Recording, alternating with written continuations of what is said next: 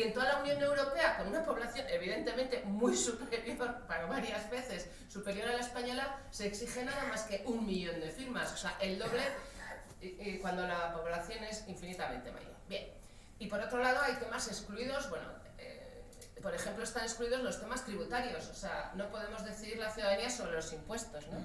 No podemos, eso está reservado. Bueno, hay alguna otra cuestión que se podría ahí hablar, y por otra parte, en la práctica se han promovido más de 110, más o menos, iniciativas legislativas populares a nivel del Estado, el Parlamento Español, el Congreso, de las cuales solo un 10% ha pasado el primer trámite, y exitosas han sido 2, pero bueno, tontás. Una sobre una reforma que además se acomodó a una ley que ya se estaba reformando, de la Ley de Propiedad Horizontal para reclamación de deudas en las comunidades de vecinos, y otra sobre considerar la tauromaquia como patrimonio cultural. Bueno, es igual, es anecdótico, pero para que se vea lo que ha prosperado como ILP. Y luego en Euskadi tenemos una ley, aquí sí que han avanzado un poco más las cosas. Había una ley del año 86 y se ha sustituido ya por una ley más moderna del año 2016. Se exigían 30.000 firmas y ahora se ha rebajado a 10.000, considerablemente, se ha rebajado a 1/3. Y la propia ley del 2016 del Parlamento Vasco dice que la ley anterior tenía estrecheces e imperfecciones y que la sociedad había evolucionado mucho y reclamaba más participación y que por lo tanto hay que facilitarla. Tiene las mismas restricciones de materias prácticamente que la iniciativa legislativa española, pero hay una muy interesante. Se cierra el paso a la iniciativa legislativa popular, se supone que también al resto de normas que planteen proposiciones de ley o proyectos de ley que planteen las cámaras o el gobierno, a las iniciativas que sean contrarias a la Declaración Universal de los Derechos Humanos. Está cerrada esa posibilidad. Bueno, esta sería, por lo tanto, habría que... y estos son 2 días de participación importantes, pero son 2, hay muchísimas más que se pueden ir articulando, que ya hay maneras de participar en la ciudadanía, pero creo que hay que profundizar mucho más, sobre todo a nivel municipal. Creo que lo que es la materia urbanística, el diseño de nuestras ciudades en todos los sentidos, la gestión de residuos, etcétera, etcétera, son materias que conviene dejar en manos de la ciudadanía y articular regladamente, no al buen tuntún, que se reúne un grupo, no, regladamente para tomar determinadas decisiones, participación ciudadana ya establecida, de manera que se vaya avanzando en ese sentido. Bueno, sobre la religión, y en fin, bueno, hay mucho que decir, pero yo creo que este también es un tema que hay que abordarlo. La Constitución española recoge en su artículo 16 la libertad religiosa y de culto. En el mismo artículo dice que el Estado no tiene confesión, ninguna confesión dice tendrá carácter estatal, pero acto seguido dice que los poderes públicos tendrán en cuenta las creencias religiosas de la sociedad española y mantendrán las consiguientes relaciones de cooperación con la Iglesia Católica y las demás confesiones. Por lo tanto, ninguna religión carácter estatal, pero acto seguido se abre a que se mantengan esas relaciones con las iglesias. Y la única que expresamente menciona es la Iglesia Católica.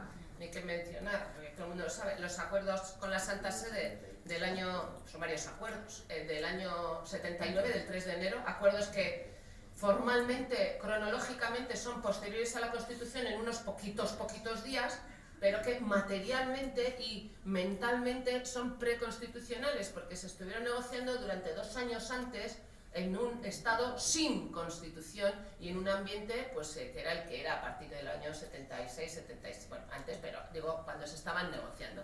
Y posteriormente, en el año 92, se aprueban 3 leyes del mismo día, en la que leyes que acuerdan relaciones del Estado español con las iglesias evangélicas, por un lado, con las comunidades israelitas y con la Comisión Islámica de España. Por lo tanto, digamos que las grandes religiones todas tienen un marco de relaciones con el Estado, con preferencia a la católica, por supuesto, pero ahí está. En un Estado aconfesional, bueno, luego hablaremos un poquito más, un Estado aconfesional que yo me estuve mirando el otro día el calendario, ¿no? Bueno, ya sabemos cuáles son las fiestas, pero no quería hacerlo de memoria, digo, ¿cuáles son las fiestas? El Estatuto de los Trabajadores, artículo 37, fiesta obligada, el día 25 de diciembre, pues no se llama 25 de diciembre es, en el Estatuto de los Trabajadores, la Natividad del Señor. Claro, alguien preguntará, ¿de qué Señor?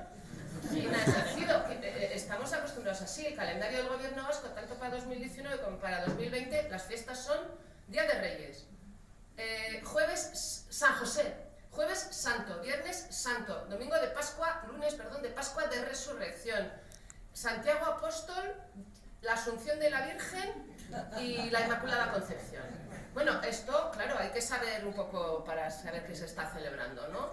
Y realmente merece la pena, es anecdótico, y aquí está San Prudencio y la Virgen Blanca, pero conviene reflexionar también sobre esto, porque las fiestas, por supuesto, nadie está por quitarlas, pero sí probablemente se pueden llamar vacaciones de Navidad, de invierno, vacaciones de primavera y las fiestas de agosto, me da lo mismo como se las quieran llamar, porque es evidente que todo esto va marcando mucho, y luego la participación de las instituciones públicas también en determinados actos. Bueno, es evidente que lo que la Declaración de Derechos del Hombre y del Ciudadano francesa en 1789 consiguió de proclamar la libertad de creencias, la libertad religiosa, pues esto jorobó mucho a la Iglesia, que lo calificó de apostasía nacional, nada menos el Papa Pío IV de la época. Y es evidente que la religión es la extensión y el mantenimiento de las creencias, y no solo de las creencias, sino del culto y de los valores, sobre todo de los valores que esas creencias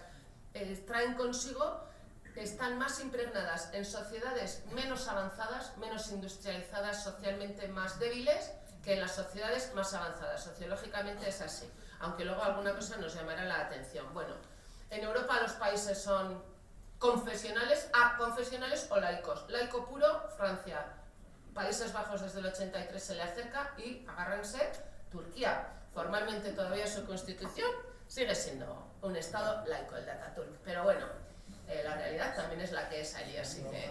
hay países aconfesionales, casi todos, incluido formalmente España, y países confesionales, pues, por ejemplo, bueno, ya sabemos Inglaterra, pero a mí me llamó la atención Finlandia. El presidente de Finlandia, que es una república, nombra al obispo y al arzobispo, ya lo diré, y a los obispos, por ejemplo, ¿no? En Dinamarca también el rey nombra obispos y arzobispos, y tienen la condición de funcionarios, y se cobra un impuesto religioso junto con el resto de impuestos para financiar esto.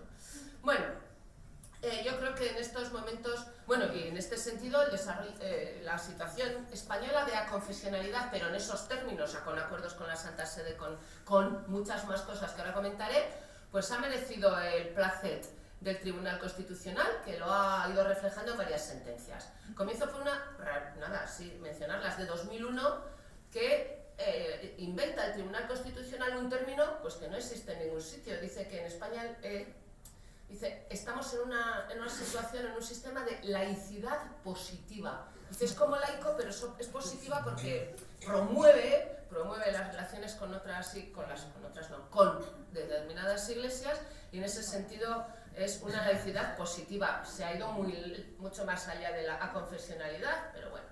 El año 82, es verdad que es hace tiempo, pero ahí sigue. El Tribunal Constitucional dijo que la asistencia religiosa católica de funcionarios, bueno, de miembros de la Iglesia, de sacerdotes o como son, a los miembros de las Fuerzas Armadas no lesiona la Constitución, y admitió expresamente que existiera un cuerpo de capellanes castrenses dentro del ejército.